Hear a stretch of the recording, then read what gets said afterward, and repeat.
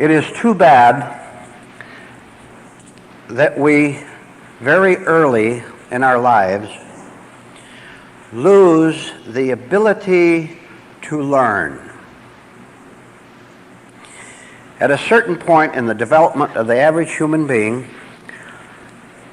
the talent for acquiring something new falls away. Little children are eager, they're curious, they ask lots of questions. And we're going to relate this very sad state of affairs with spiritual development. Because a person enters the world with the original capacity to take in everything he needs to no longer be, to not be what his parents were. He has the original capacity to learn. And because of the pressure and the intimidation and the folly of this world, that gets suppressed and finally dies away altogether.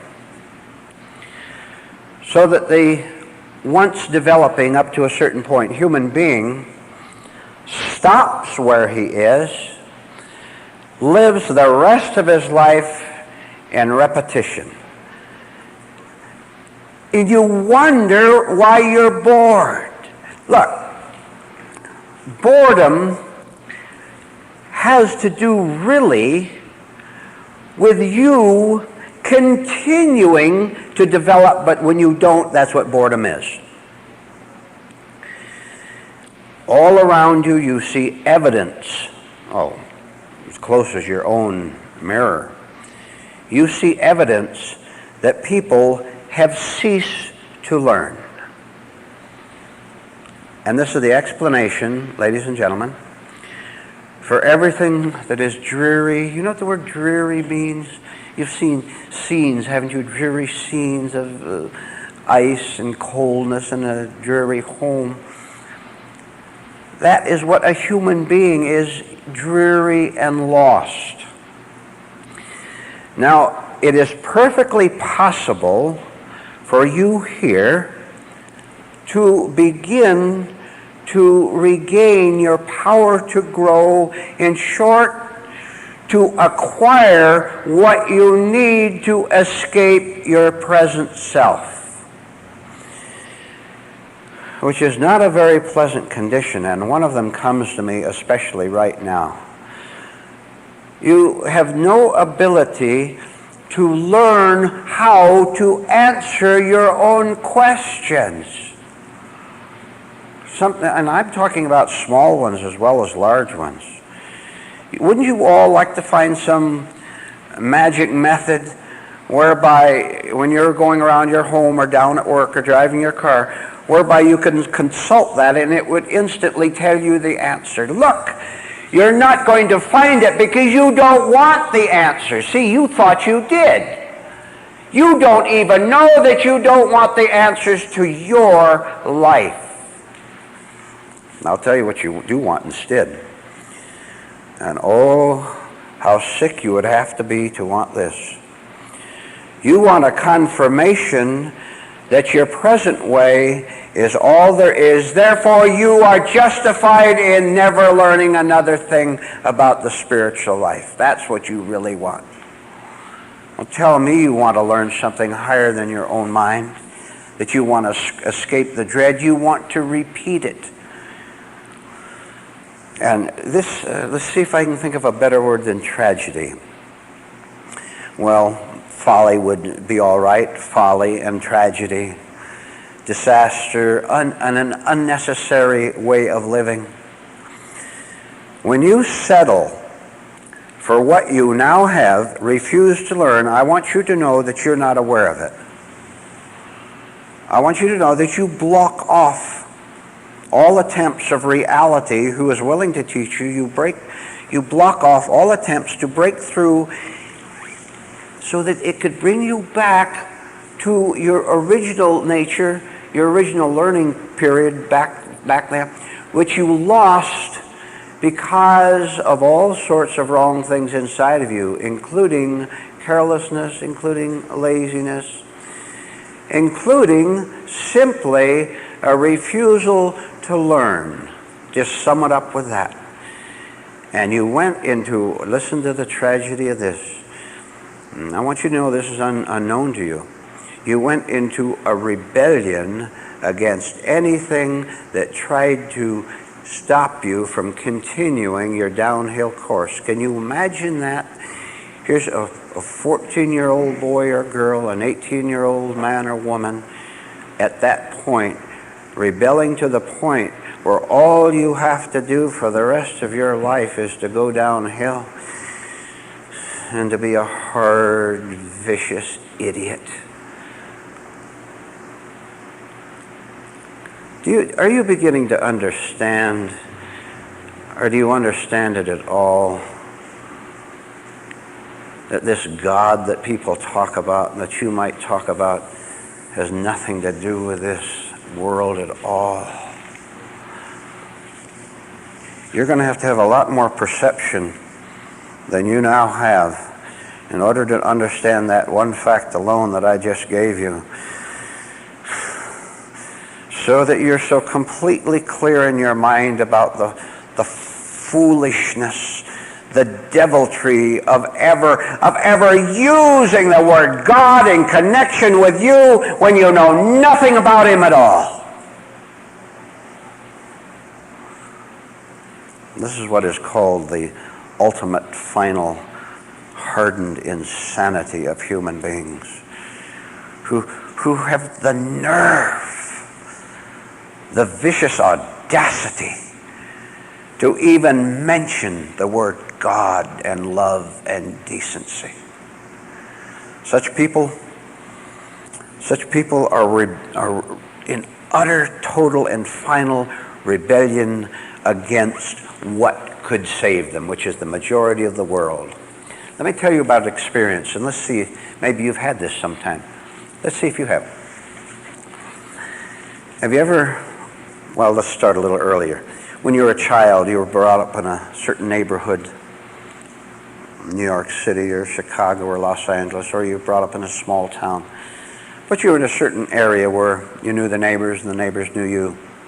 And you knew the little corner grocery store and where the school was and playground was. And you lived there for, what, 10, 12 years? Then you moved away. Long time after that, you went back to the old place. Have you ever done that? How many have you ever done it? Yeah. You went back home. Now, when you went back there, didn't you know everything about it? Now, just suppose, this is very important for you to get, because it's showing you the way back, showing you how you can start life all over. Now, see, that doesn't excite you.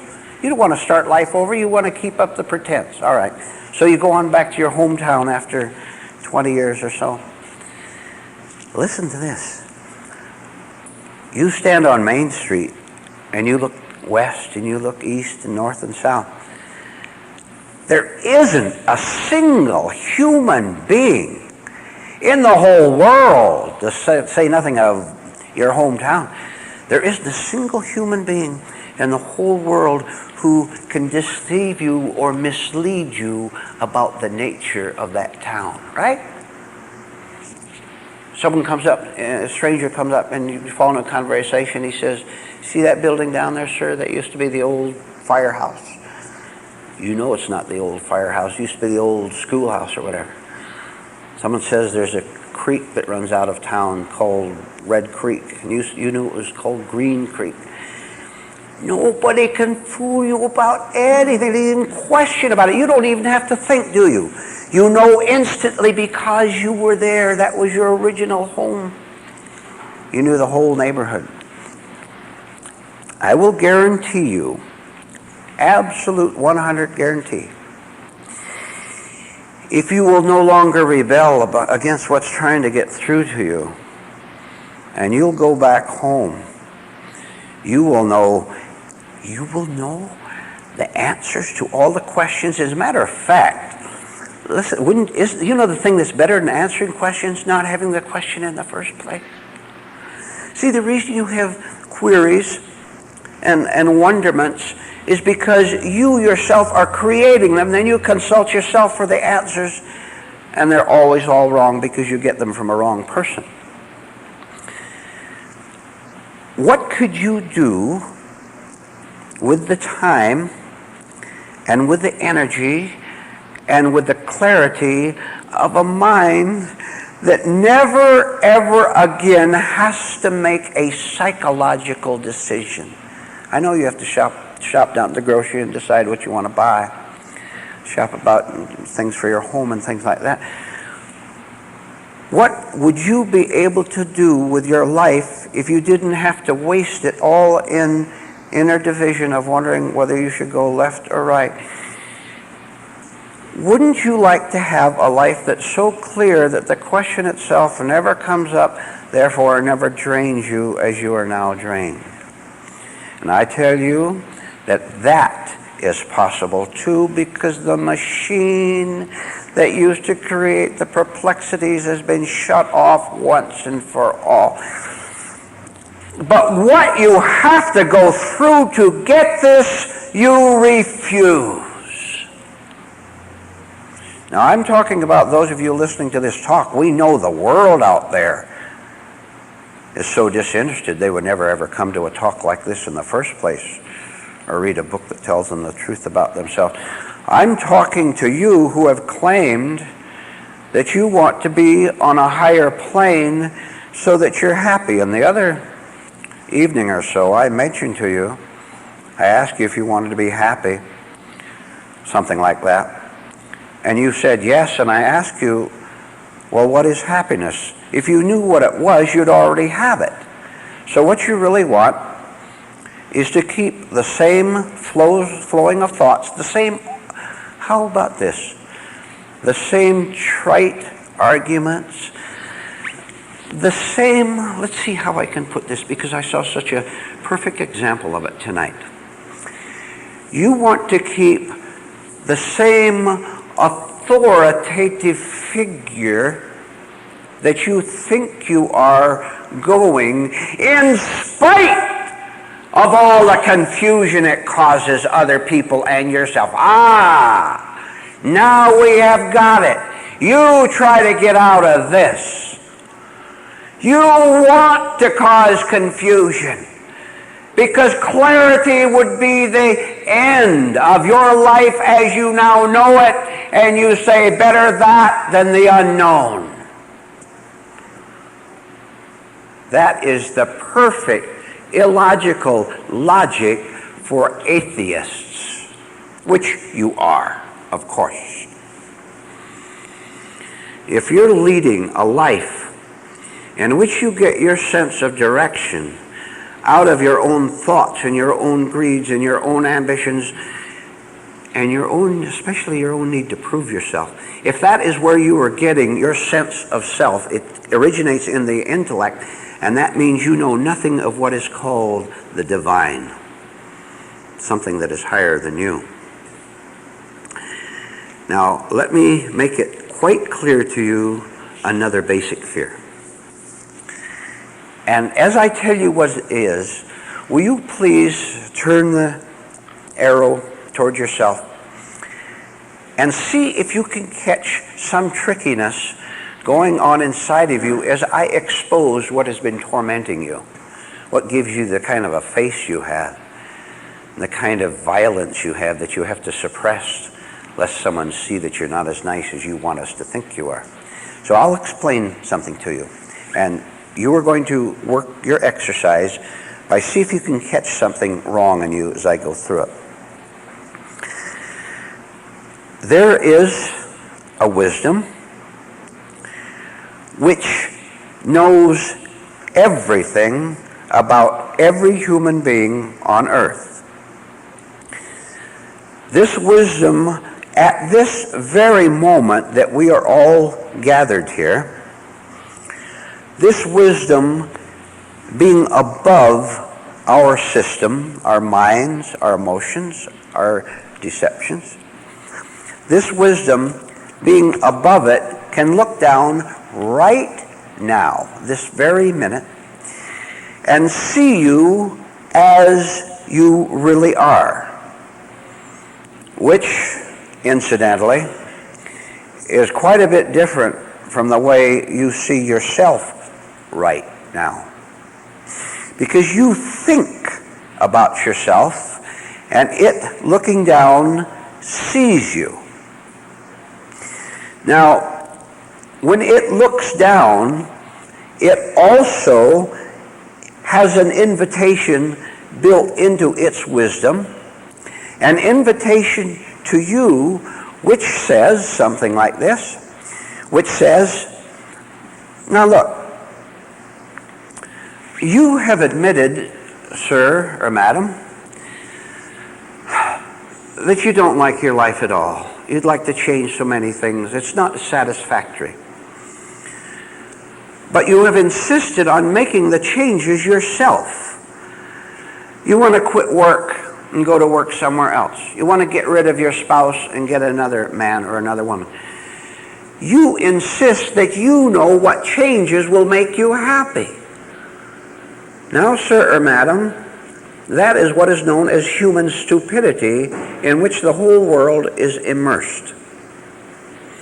Now, sir or madam, I bring you something new. I present to you something that is so different that your present mind will take it as being a danger and therefore will react in hostility to it. All right.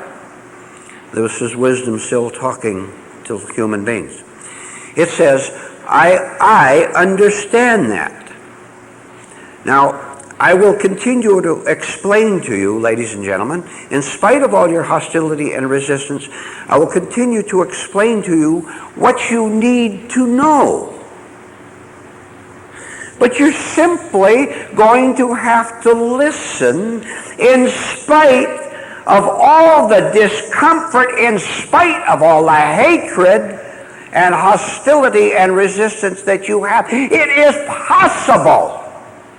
It is possible for you to listen right in the middle of the thunder of all your fear and hatred of what you are hearing.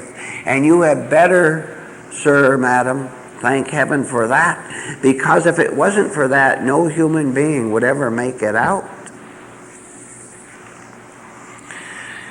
You get out by listening, seeing that you don't want to. Now look, you hear a truth and you say, I don't want that. Now you can say, hey, wait a minute. Why don't I want that? And who is the resistor? Well, wait a minute now. I heard a truth. And there's something in me that says, get up and walk out of the talk. There's something in me that didn't like it, but I pretended that I did like it. There is something in me that is resisting this. And it was explained to me by this wise speaker. It was explained to me that I resist because I'm afraid. Now I am going to listen to more wisdom in order to find out just who is afraid. Maybe at last I can make sense out of the statement that the person who hates learning, spiritual learning, that the person who hates it, listen please, the person who despises it, who fights it, will always hate it. Now you have a choice. You have a choice of staying with this state of unlearning, of resistance, of violence toward the truth. Indeed, you have a choice, and don't you ever forget it. You have a choice now that you've begun to see. You have a choice of saying, I will stay as I am. I will put myself on the side of the resistor, of the hatred, of the person who burns all day long, who worries all day long. I will put myself on the side of that, or I will remain very quiet, right where I am and listen even more.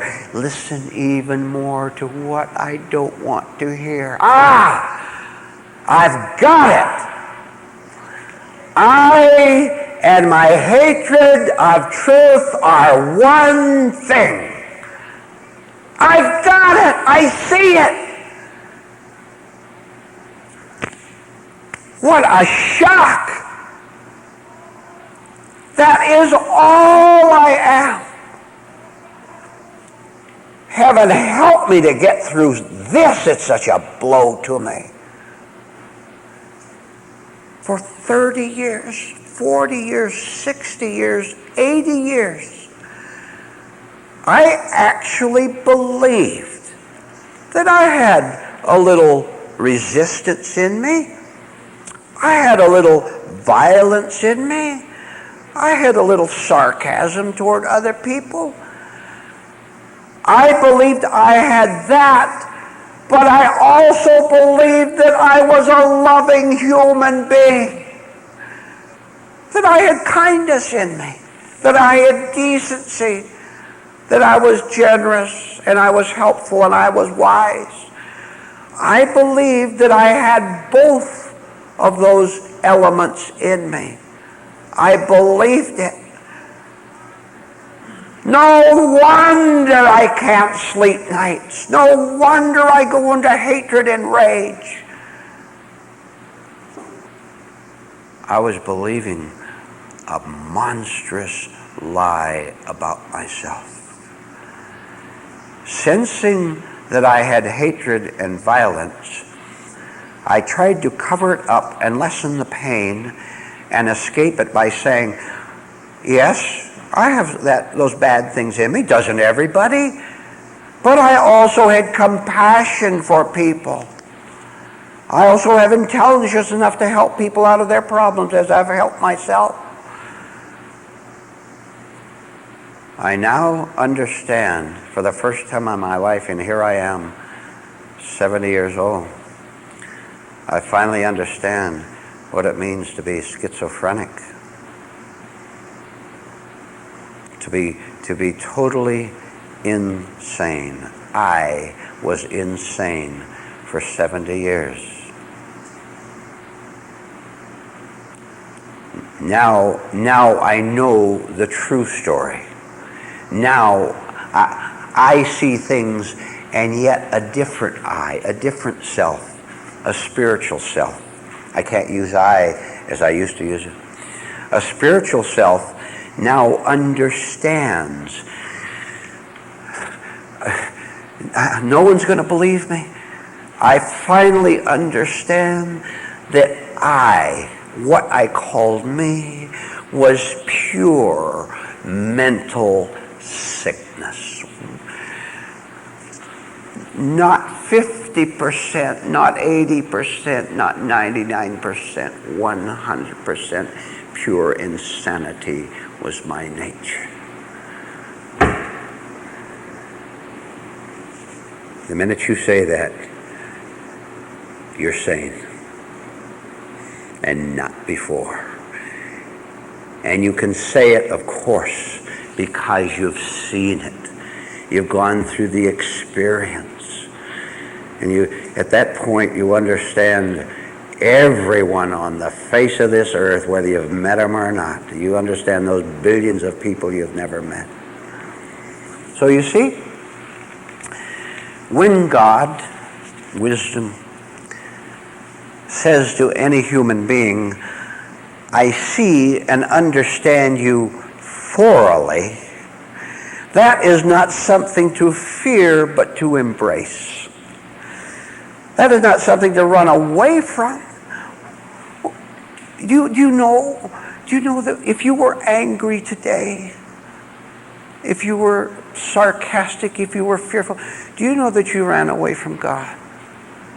Do you know that you prefer your own miserable, wretched company to that of a spiritual truth? You might write that one down and remember it. So when truth comes down, what it runs into. Stupidity, which calls itself intelligence, a frozen mind that says it's open and wants to learn and wants to acquire. I don't know why you have anything to do with any other human being on the face of this earth except as you have to in social contact. I don't know why you want to run around with lunatics. If you do, it's because you're still a lunatic and you haven't gone through this experience. And if there's anyone listening to this talk who sneers at what you just heard, you are totally insane.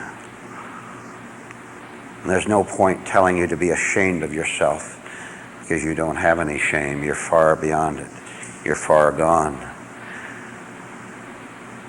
I wonder, even if on an elementary scale, if devils can comprehend why they're so unpopular, why no one really wants to be around them psychologically, even though they're around them physically. And the answer to that, the reason they're around physically, is because all the other people who are around devils want certain social benefits. What do you want from people you associate with that you don't have to associate with? What do you want from them? Their money, their sex, their companionship, their vote, telling you that you're okay when you're all wrong. What do you want? See, as you dwell peacefully in the kingdom, right here, while you're living in this dreadful world, as you live in that, all by itself, the urge, the wish to stay away from other human beings increases. Oh, sure, you go out to work. You may have a family. I'm talking about psychological states. Of course you have to be in this world. There are a lot of us here tonight who have gathered together. I'm talking about a psychological relationship. And if you can cut off the psychological relationship, I'll guarantee you that in many ways, the physical relationship, the social relationship will also change. It will have to. It will follow, and it will always be good for you, be very beneficial. Have you ever noticed yourself saying to yourself the following phrase, the following prayer? I hope I am right. Now, I ask you if you've ever done it, and obviously you haven't, because there's 50,000 phrases you could think about and try to remember, but do it now. At this very moment and from now on, try to see yourself saying in situations with other people, with yourself, I hope I'm right. I hope I'm right. So that you can actually see the pulsing through you of the compulsive need to always be the person who knows, to always be the person who understands, and therefore the person who has what? The ego victory over someone else. The person who, when he has won the argument, has proven that he is right and the other person's wrong. Then for about 30 seconds, you can have the thrill, you can have the excitement of feeling alive. And how many times have I explained to you, how many times have I tried to get it over to you that this kind of aliveness lacks life altogether? It's a vibration, it's a negative feeling, it's something in which you can close your eyes and hide for the next 30 seconds. And then as the energy of it wears out, you have to go back to the same thing again. If you can therefore understand the dreadful need that you have to be right, understand it, and replace it. See, there's always something you can do right about something that is wrong. And here's what you can replace it with. You can replace it with a simple statement which will eventually go into action inside of you. Instead of saying, I hope I'm right, Instead of saying, I hope I'm right, you can say, I hope I understand. Now look what this means. Well, go back to the old one. I hope I'm right. Win an ego victory.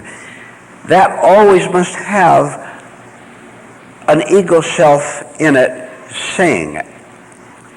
It says it in the first place in self-protection and the wish for self-glory.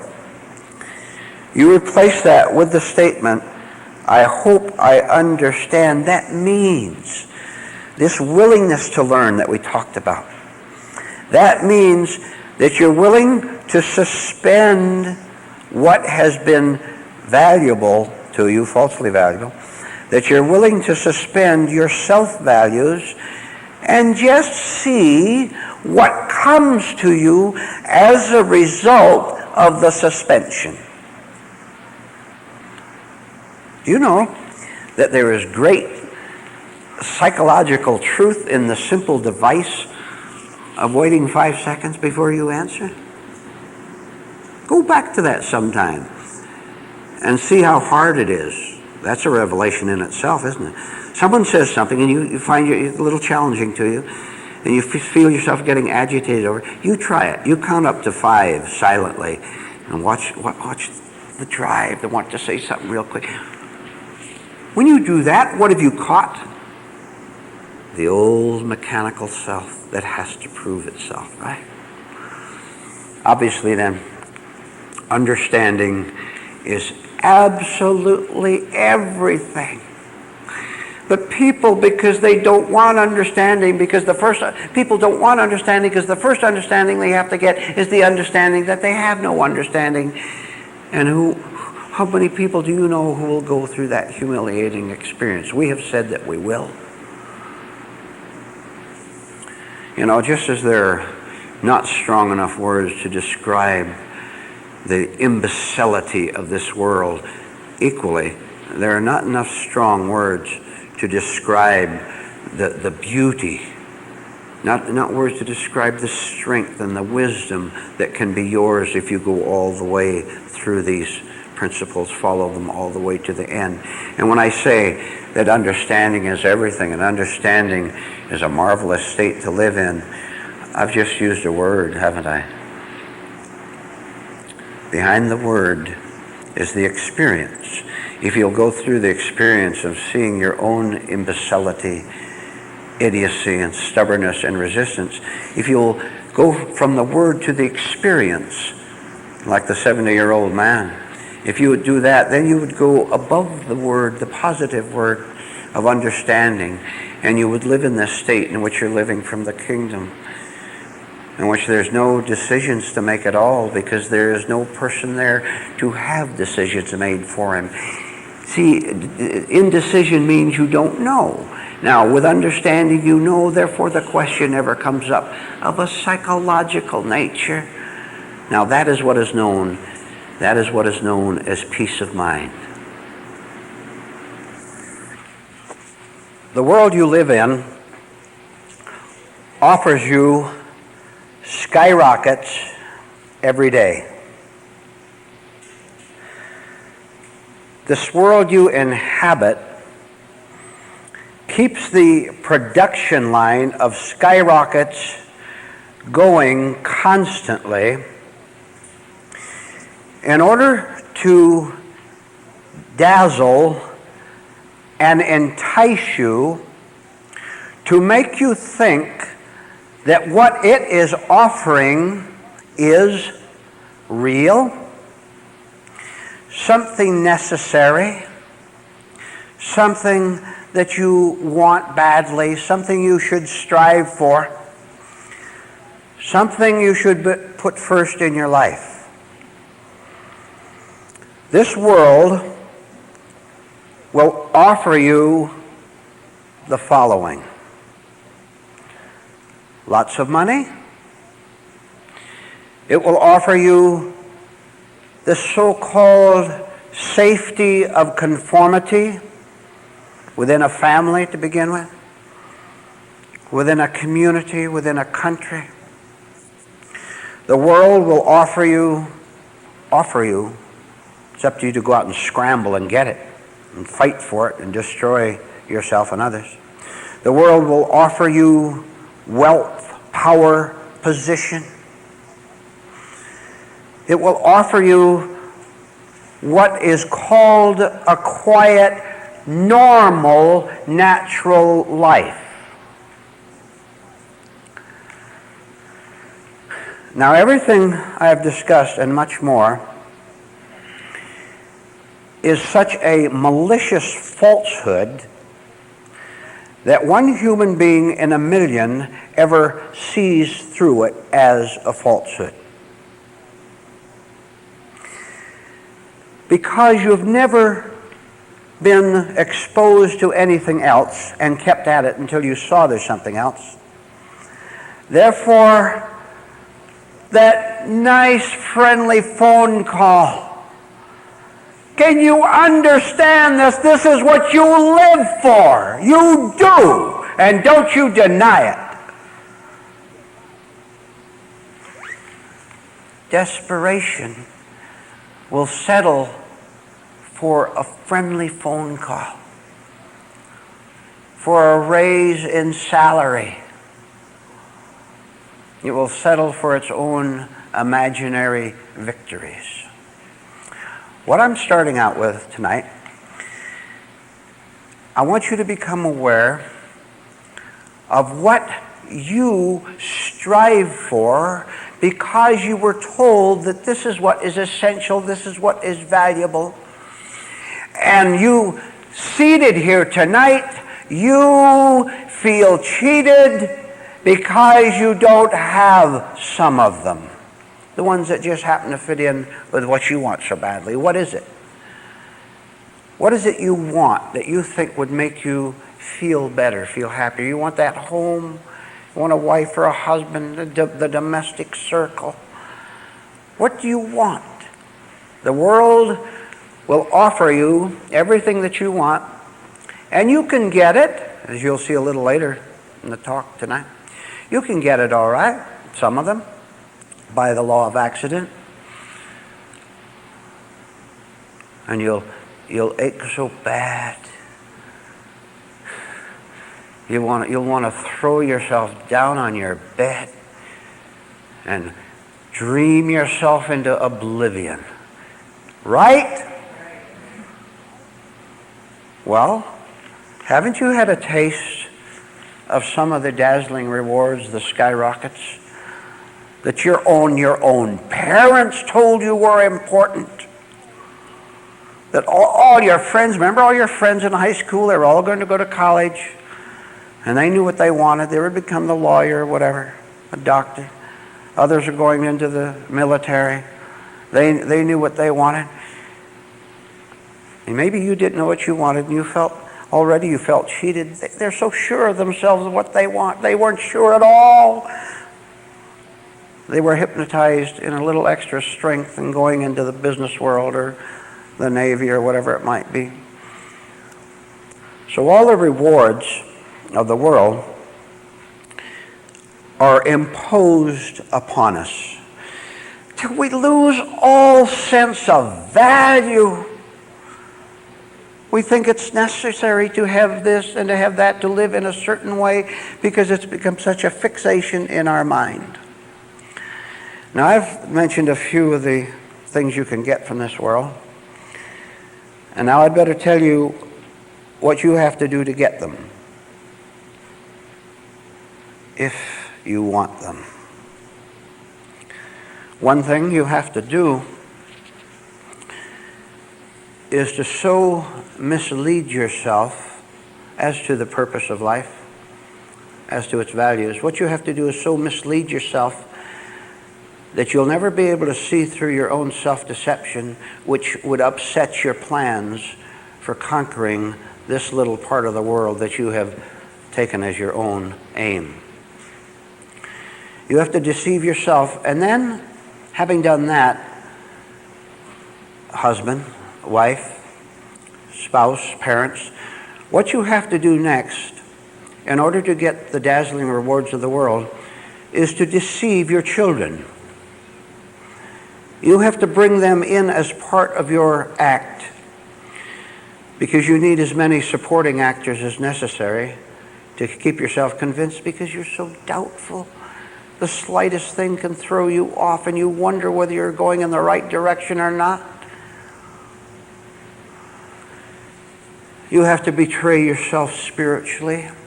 You cannot be a truly spiritual person, although you can be awfully religious if you want to be.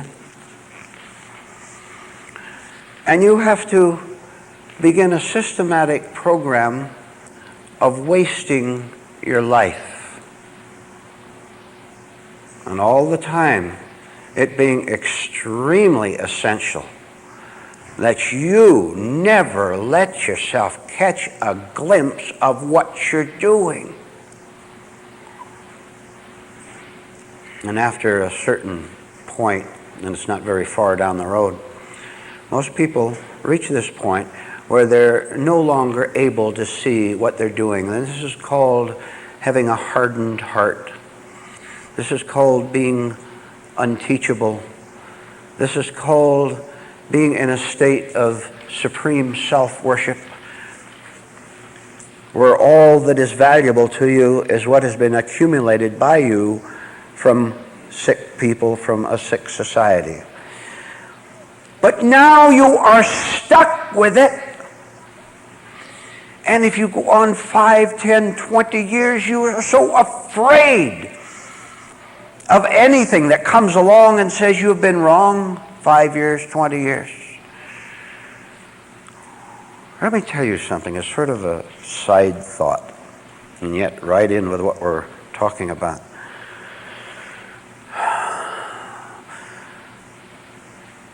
Don't go too far off on the detour. But I don't care how far any of you have gone who are here tonight or listening to this message on cassette tape. I don't care how far along you are, how bitter you've become, how giddy, how foolish. I don't care how far you've gone in your fixed little plans. If you can begin to suspect that you're closing your mind and strangling your life, if you can suspect it, you do everything right now to shake your head, shake it awake. If you've been going down the wrong road 30 years, it is not too late if you're willing for it to not be too late.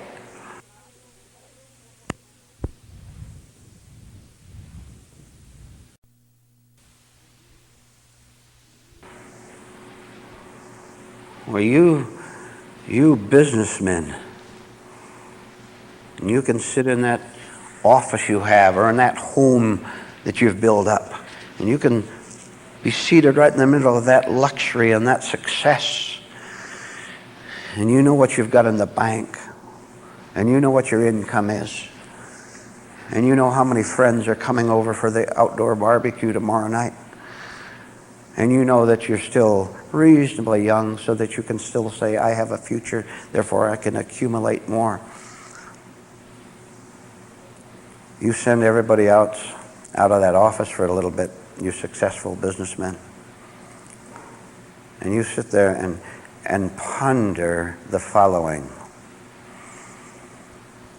Here I am, a human being who has struggled and fought and knocked people down and cried a lot and giving myself a lot of credit for where I am. And here I am right in the middle of all the success. And how come I cry? How come I'm desperately afraid that something is going to come along and put an end to it? You suspect, and rightly so, that one night that big box of skyrockets is going to be exhausted. And at a certain time, there's going to be no more shooting up into the sky and the explosion. And you're looking at it and enjoying it. Don't you suspect this? By the way, there's something far higher than that I'll give you very briefly. If you would go through that fact of the ending of your skyrocket life, you'd never ever be afraid of it coming to an end, because it won't. The skyrockets will come to an end, but you won't. But as long as you take yourself as the skyrockets and all those beautiful flares and all those colors, as long as you take yourself as being that, no wonder you're terrified of the box being used up. I don't care if you have 500 skyrockets, sooner or later they're going to come to an end, aren't they? You don't have to be afraid of them coming to an end as long as you are not them, which you presently are, which is called identifying with the skyrockets. You ladies, you nice, comfortable ladies, you with your little bit of money in your nice little home, and you have everything arranged in that little home just as you want it, and you feel so comfortable physically, ladies. You know just what to do with the plates and just what you're going to do tomorrow. You have your little itinerary all planned out of what you're going to do, and you think life isn't too bad. It's pretty good, huh? My dear lady, how can concealed loneliness ever be right?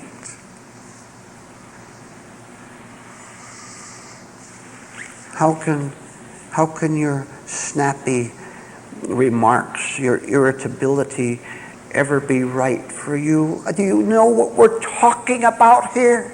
We're talking about an entirely new way to live your life inwardly. You've got the rewards of the outer world, many of them, haven't you? And look at what you are like inside. How pathetic and how sad that practically no one will take a quiet moment in his living room or in his office and just simply ask himself, after today's extraordinary profit of $500, or the lady in her home, after my joy over getting the new color TV set, I've got it now. The only question that remains, what is my life all about? It is not about the extra $500. I've got that before, and I still feel empty, and it's not about that color TV set. I've had plenty of entertainments before, and I'm still so lonely.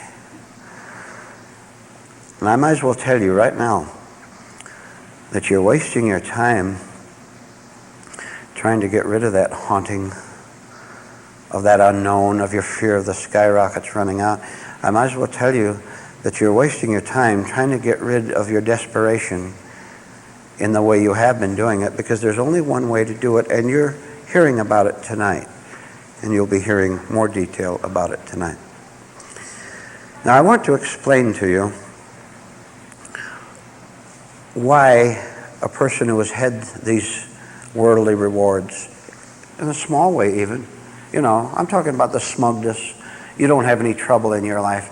You've managed to stay so safe and not go out into the world. You've managed to stay inwardly in your own mind that you don't have any trouble, so you feel smug about it. Well, I don't have any trouble.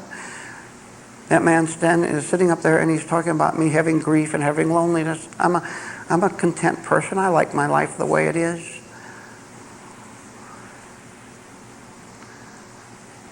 Ceasing to deceive yourself is a first step toward getting rid of the pain in self-deception.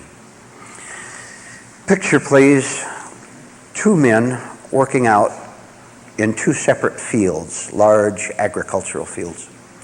There's a fence right down between them so that you understand that there's the man over here and the man over there working in the fields.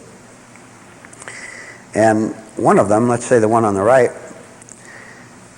you can observe him as he works. He's planting corn and cutting the wheat and pruning the fruit trees. going about all his agricultural business, and you can tell by his manner that he's enjoying it. He seems active and enthusiastic about it. And you look over to the left side and you see the other man there, and, well, more or less, you think that he is enjoying himself too. So he goes around planting his corn and cutting the wheat or whatever farmers do. And to outward appearances, both of these men out in the field, both of these farmers out in the field, are equal. They're both apparently where they want to be as far as their daily work is concerned. Outdoors, it's nice and bright and pretty, working in the fields. You can always take a walk over and rest under a tree and take some spring water if he wants it. Very nice. Now, you see, to the casual observer, both of these men are in exactly the same position. Different positions, but exactly the same. But they are vastly different, and I want to tell you why.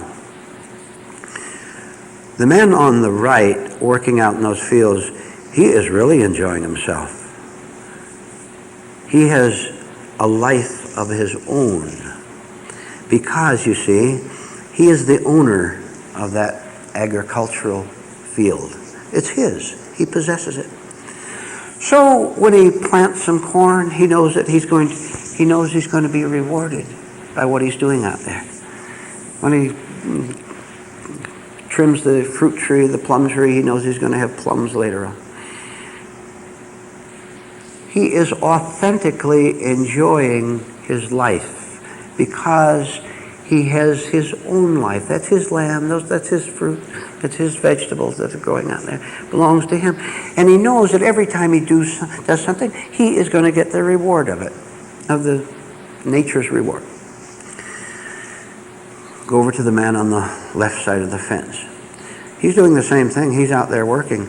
But you see, you didn't know, did you? His situation. He actually hates what he is doing. He does. He hates what he's doing. He has to go out there every morning. And he has to trim the apricot tree, and he has to plant the potatoes and the lettuce. See, now here's the difference. That man on the left who despises what he is doing is a slave. He was captured and put on the fields there as a slave. So there he is doing exactly the same thing as the man on the right. And look at the internal difference in the two. Now here's what we're getting at. Practically everyone on earth, and you might ask yourself this question if you belong on the left, if you're on the left, which you are, by the way. Why aren't you a happy human being? What's the spiritual parallel here? Can you understand why life isn't pleasant to you? Can you understand why don't you deny this now. Don't you dare deny it. Can you understand why you don't have a pleasant nature? Why you're crabby? Why you snap so much and so often? So quickly at other people? You see, because you have settled for the rewards of this world, which makes you a slave. Therefore, anything you do, your life is wasted. You're not getting a single thing for yourself. You don't get a single orange or a single cantaloupe or a single stalk of wheat, not a single ear of corn. It doesn't belong to you at all. All this labor and getting nothing. Now, come on. You have to think, too. Have you ever, if not, do it now, can't you put yourself in a position where you can be a witness to your daily activities, whatever you do, and see that you're not getting anything out of them because you're a mental spiritual slave? You're not getting anything, and this is what distresses you. This is why there's no happiness at all in your life. Life is one dreary task after another, and you're kind of grateful that you have something imposed on you. Otherwise, you think you might go crazy, and the boss said, get down to work here at 8 o'clock. You're kind of glad that you're forced to do something. Now, what kind of a life is that? What kind of a spirit is that? Now, let's look at the man on the right. Let's look at how it can be. See, you go out into your field of life. You go out into this world, and I can't express it to you well enough what a marvel it is, because it's inexpressible. You go out into your life, doing normal tasks that you have to do. Maybe you go to work, or you take care of the children, or take care of the house. But because you own your own life, everything you do gives you a reward, and you know it because you feel it. I am saying that you're picking up spiritual wisdom. You're understanding why you behave as you do, why you think as you do, why you get blocked as you do, why you're so shy as you are. Every day you go out in that field, it is a pleasure to you, because you know when the night comes and you go in from the field and you rest, you know that you've got something that you didn't have before. And you don't have to ask anyone else about it. When that man who owns that acreage out there of his own, he knows that carrot is going to belong to him when he plants the seed. He knows it absolutely, because he knows he owns it. Now you see, when you're living a false life, an artificial life based on the skyrockets, the dazzles of the world, when you're living for that, you know that it can't give anything to your spirit, to your eternal spirit. You know it can't give anything to it, because you sense that you don't have a spirit at all. All you have is excited acquisition. How many times have you, and I know you've done it, how many times have you seen someone, say middle age or older, and they're so excited over making the next $1,000? You look at them. The next addition to their house. They're going on that next trip to Bermuda. You look at them and you say, man, what's going through your mind? What's the matter with you? There's something seriously wrong with you. And you know there's no point saying anything to him, right?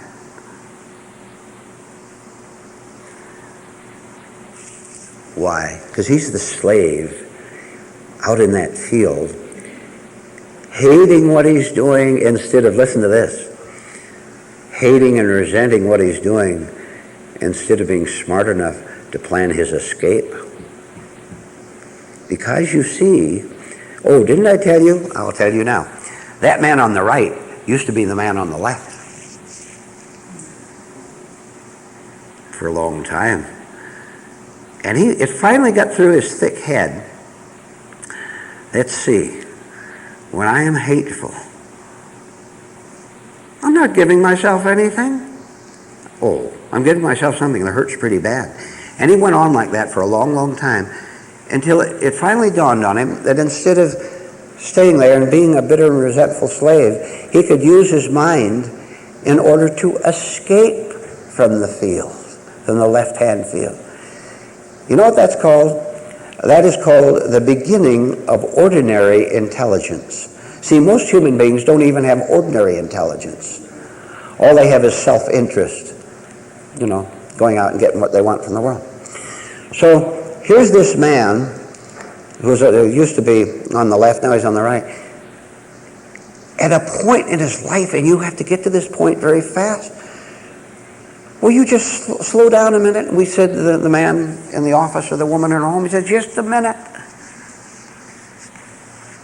I don't have to Or I wonder whether I have to go through self-torment unceasingly like this for the rest of my life. The answer is no, you don't have to.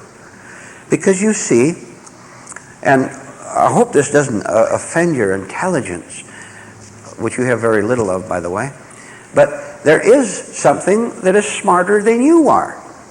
And if you are miserable, you don't believe that. If you fight with yourself or anyone else, you think you are the supreme commander of this whole world. You do. Now you stop taking your word for it and start listening to truth's word for it. You're just going to get messier all the time. Now let's see why the man on the left, the slave in the field, is so tense. How many of you are tense? Let's see your hand. Come on, tense. Let me see you nervous. Let's see the nervous people. Let's see the irritable people, the crabby people. You can all raise your hand. You're polite on the surface because you get a certain reward from it and you don't want people to see through you how mean you really are. So here's the situation. The man on the left has a certain false position. We said he doesn't have to be there. He's there because that's his choice. He's ignorant. He prefers to be ignorant instead of letting reality change him. So he has a certain false position which he despises. He despises life. He despises everyone. If you hate yourself, you'll hate everyone else. It's all the same. Now, he has taken his false position as being the only one possible. Well, he doesn't know any other, so he takes that as possible. So he clings to that. Now, reality comes along in the form maybe of a truthful book or a talk like this, or in 1,000 other ways. Maybe simple correction from someone. The truth comes along, and because he is utterly stupid and desperate, listen what he does with this little ray of light that comes along that could begin to save him. He takes that bit of truth as a threat. Now you see, not in reality can he take it as a threat to his happiness, because he knows, believe me, he knows what he's like.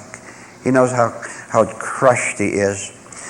But he takes it as a threat to the only thing he has, which is his wretched life. And so look at the mistake he makes and pay particular attention to what I'm going to say next. When truth comes along and tries to help him, which is compassion. See, truth is compassionate, and the only compassionate thing you'll ever meet in this world or any other place. Instead of receiving the truth that comes along, he rejects it. Instead of seeing through, listen, instead of seeing through his false position, he rejects, he pushes away with his anger and usual I know better attitudes. He pushes it away. Now, look, if a man is lost in the desert and a guide comes along and says, I can guide you out to a pretty place, to a pretty meadow, and he says, no, I don't want to go to the meadow, I want to stay here, who is responsible for his continued dryness in the desert? Himself, of course. You had better, starting right now, see that you and you alone are responsible for the desperate life that you are living. You are responsible because you refuse to see through your own condition, and instead you want to argue. Well, you just argue for the next year, and you will agonize for the next year. You just say that you know better. Look, please, you don't have to insist you know better. There's something in you that knows you don't know better. That's why you say I know better, because you don't know better. When you know better, you are completely silent. Spiritual wisdom is completely quiet. It doesn't fight at all. Isn't that an interesting clue? Do you know religious people who are antagonistic and hostile? Do you know non-religious people whose religion is getting their boat out on the lake on Saturday and Sunday, and they don't know what to do with themselves any other time, and even while they're in the boat, they don't know what to do with themselves? See, doing with something with yourself, by the way, means that wherever you are, you know you are there and operating right there. Summary. You had better get pretty tired of the kind of dazzle of skyrockets offered by this world, money, fame, so-called security. You had better get so tired of it that a suspicion begins to enter your mind, the suspicion that every single pain, and anger is pain. Do you know that, by the way? Do you know that elementary truth? Do you know that anger is pain? Hatred is pain? Do you know that jealousy is pain? Loneliness is pain? So that you get so suspicious that your attitudes, the attitudes you cling to, are the only thing that is giving you a 10th class life. So that when you go out and work in those fields, you hate it because you know you're not going to get anything out of it. And I guarantee you, you can work out there and kid yourself as long as you want. Look, that man out in that left-hand field, he can claim that field of his own as his own. He can claim it if he wants, and he can say, listen to this. I'm going to describe hell to you. This is what hell is. Being a slave and working out in another man's field, and all the time trying to convince yourself that all the carrots and all the wheat and all the cabbages and all the corn is going to be yours. How come you're so hungry? If they are yours, if God is blessing your life, how come you're still a crab? You're a religious crab. And you're a disgrace to the human race.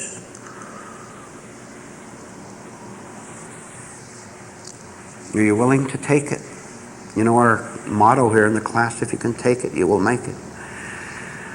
It's so difficult to get through to a human being that everything we talk about here in this class is to help you to see the error you are making, which causes your life to be so wretched. And you say, well, you're so negative, or you're not giving me anything to help me. Why, my dear lady, my dear gentleman, why are you so much in love with lies that are killing you? I'll tell you why. Because you're taking that murderous assault of yourself upon yourself as life.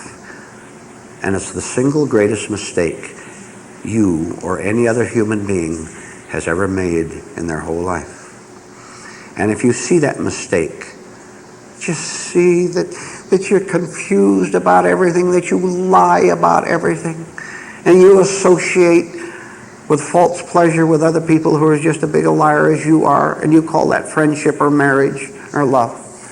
If you can begin to see through the mistake you're making, truth will do the rest for you. Seeing through your error is the invitation that allows truth to come in and to change you. It is effortless because truth is doing all the work, not you. As long as you're doing all the work and claiming the rewards of this world and think you're going to get them, you're going to be a very disillusioned and very bitter and very hard and very hateful human being, and it's going to get worse. Why don't you start the change right tonight? You've been given literally hundreds of pure, clean-cut instructions in the last 30 or 35 minutes as to how to do it.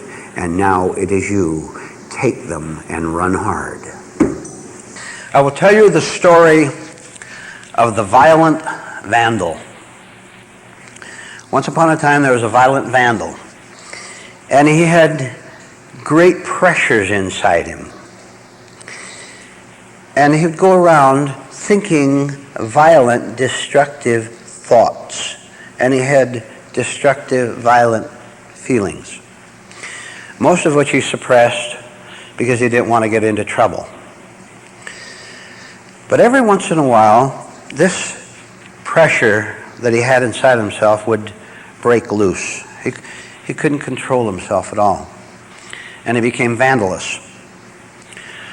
So one day, he was going down the downtown section of the city, and he went into a cafe. 12 noon, decided to have lunch, so he went into a cafe. And he sat down at the table there, had his food in front of him. And because he was a very sick human being and violent, and you tell me whether this has ever happened to you or not, all of a sudden a great rage overtook him. He didn't know where it came from, of course, because he didn't understand himself. But a great feeling of violence came over him, just rebellion against his life, where he hated everyone and everything. And so it became so pressurized that he became physically violent. And he took the dishes in front of him, he threw them across the room, took the tablecloth, pulled it out, crashed when all the tables and the salt and pepper, the plates and salt and pepper onto the floor. And went to a next vacant table and they tore the tablecloth off, crashed when it went. And the manager rushed out, he looked at him, and the violent man looked at the manager. And just at that moment, a judge walked in, a judge of the local court. And the judge looked at the violent man, he looked at the damage, and the judge said, "Well, this is no doubt, sir, your first offense. So this time I'm not going to send you to jail or fine you. Just don't do it again. Just don't be violent again, sir." And the violent man nodded his head, went on out, walked on out, went home. The judge went over and had his lunch and went back to the courtroom. 2 weeks later, the very same thing happened again. The man went berserk, broke dishes, overturned tables, cursed and screamed. Judge walked in. Second time the judge said, "Well, sir, now this is your second offense. You mustn't behave like this. However, maybe you were disadvantaged as a child, and this has built up your frustration and anger to the boiling point, and I understand it. Sir, you must not behave in this antisocial manner. Please don't do it again." So the man nodded at the judge, walked off, went home. The judge went back to his courtroom. This happened 6 different times. Same scene, same outcome. Except the judge who walked in at the moment changed his excuse a little bit for the man each time. Excused his behavior. So it went on for at least 6 times. Then one day, the court clerks and the lawyers began to notice something strange about that judge himself. They suspected he was cracking up, which he was. For example, the judge would be late in coming out. You know how they all wait for the judge to come out and everyone stands up. Well, he'd keep people waiting for a half hour. They're all ready to go with a case, and the lawyers waiting, and the spectators and witnesses. He'd just keep them waiting, and everybody knew that something wrong. The judge wouldn't come out in time. That happened endlessly. Also, right in the middle of a case of some kind, the judge would begin to give a little speech. Long, boring, rambling speech, having nothing to do with the case at all. And they would all look up wonderingly at the judge as he sat there droning on and on.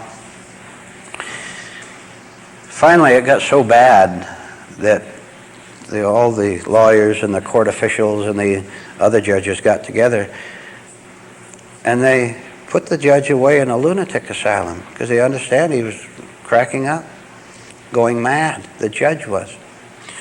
So, since the judge was now in the lunatic asylum, he couldn't have lunch at that same cafe where the violent man continued to come. So another judge was appointed in his place, took his place in that particular court. And this new judge also went around the corner to this nice little cafe where which was very popular. So one day, the violent vandal, came into the cafe, went into his usual rage, started breaking things.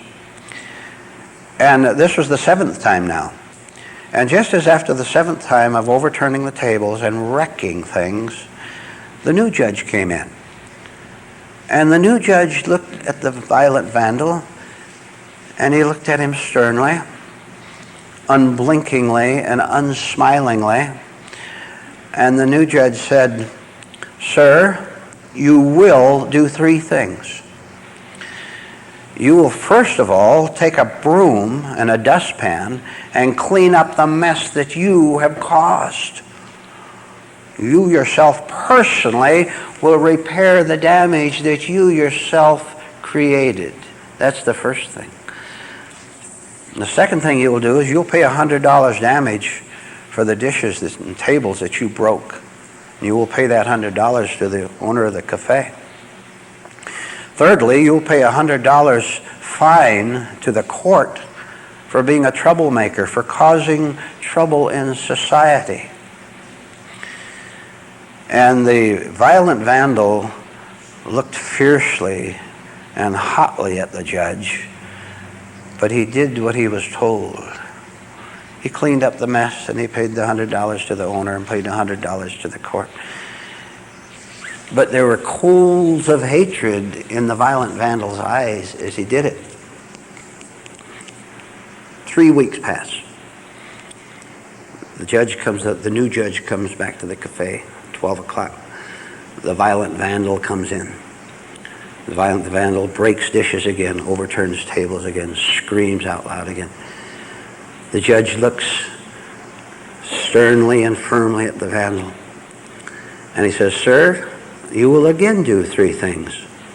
You'll get a broom and a dustpan, and you'll spend all the time necessary to clean the mess until everything is as it was before you broke things up.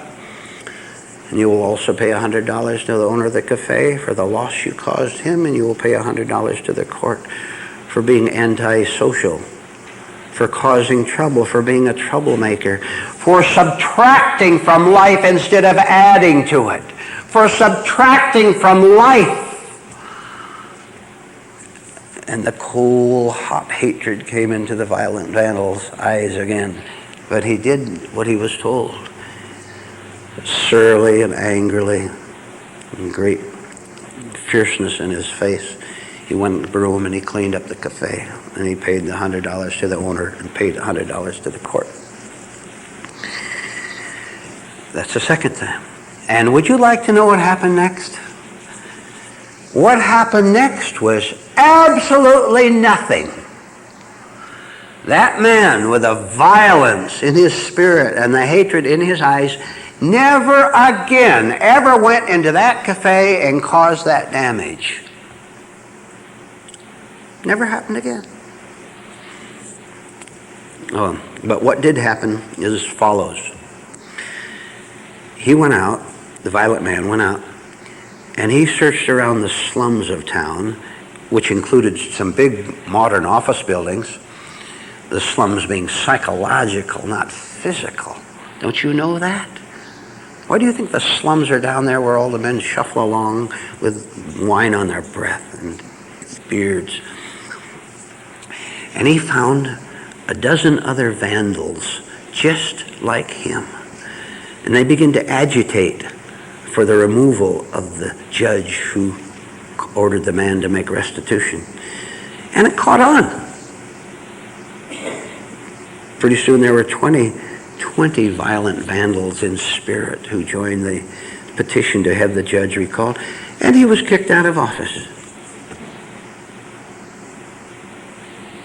And the first judge was let out of the lunatic asylum and given back his original bench. And he continued to excuse the violent vandal. And I have described perfectly this society. You start doing what is right. You require your own children.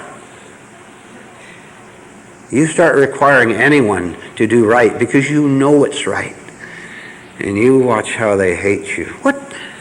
Did it ever occur to you that that has nothing whatever to do with you, how they react to you looking at them and saying, now you're going to clean up the mess you made. You're going to make it right. You and you alone. What is their hatred got? How does that touch you? You have done what is right. Where are you going to find a handful even of people who have the decency, the rightness, the spirituality to say, I am going to do what is right, regardless of the consequence.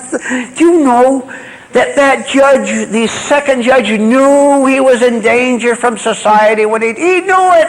Of course he did. So did that lunatic judge. He knew that society is on his side. That's where the votes are. See, some judges are elected, aren't they? That's where the reputations are. A good man and just. You put the word good there, and then you say just, so to make it look as if you're also stern, but he isn't. There's a sternness in rightness. If you can find that, you will know that sternness is exactly the same thing as peace of mind, as a quiet spirit. It's not at all agitated. All right, the personal application of that. Why do you continue to let yourself get away with it? You had better look at yourself unblinkingly and sternly, and you had better require restitution from yourself. And I've given you two recent examples of that. I gave you one not more than a few minutes ago, where you catch yourself doing some little false thing out in public, pretending that you're interested in something that you're not really, simply so that when people look at you, they will have a certain right reaction to you, and you distract them from thinking, oh, isn't he dressed poorly, or isn't she getting older, or whatever. What you're trying to do you see how cunning the mind is and you don't see it? How you're trying to distract people from thinking what you don't want them to think about you, and so you do some little thing to get them off the track. I am telling you, this is your whole life. But how can you correct anything unless you know that there's something wrong? How disastrous it is to be easy on ourselves. Just to let ourselves get away with it. And if you do, you'll come back 5, 6, 10, 20 times. And you'll have no choice but to violently explode within yourself, of course, most of the time. But you can think of the damage of the volcanic eruption inside of yourself all day long. You want your health to get better? I've just told you how. Get rid of the damage to it through these unconscious attacks on yourself. People are talking all the time, taking all these things to make themselves healthy, never seeing that the worst cause of their ill health is unconscious, negative, destructive feelings and thoughts. Now you know how to make yourself healthy. Get rid of the wrong cause, you'll feel good. And you'll need a lot less sleep, and when you do sleep, you'll sleep soundly. No more nightmares, no more agitation. Life becomes so, maybe you'll go for this. Life becomes so pleasant because wherever you are, you have brought your new awakened nature with you. That's what you're walking around with. And that is the guard, that's the sentry that's watching these little tricks that the mind plays on you out in public, where you're trying to create a certain impression on people, trying to slant them in your favor. What a waste of life. What a waste of energy. You don't have a life of your own, as we just discussed last night, when you do that. You can change everything so that everything you do gives you something real and something that is permanent. Now, in connection with this story of the violent vandal, let's go off on another discussion of it. You know the common phrase, trying to buy friendship. I want to make something extraordinarily clear to you. which is that you can never change the nature of another human being in this world by being nice to them. Now, you may think that you understood what I just said, but I want to tell you that it's much deeper. The problem is much deeper than you assume. So don't assume that you understand what it means that you can't buy friendship. You do favors for people, gifts, do little things for them, smile at them, try to buy them off, in the hope that at least the next time when they come around, they will remember the gift you gave or the nice compliment you gave. Therefore, they will treat you with the same phony niceness that you treated them with the last time you met. See, the whole thing has to be a fake, doesn't it? Both ways, because you started off with fakery. Then it has to return that way.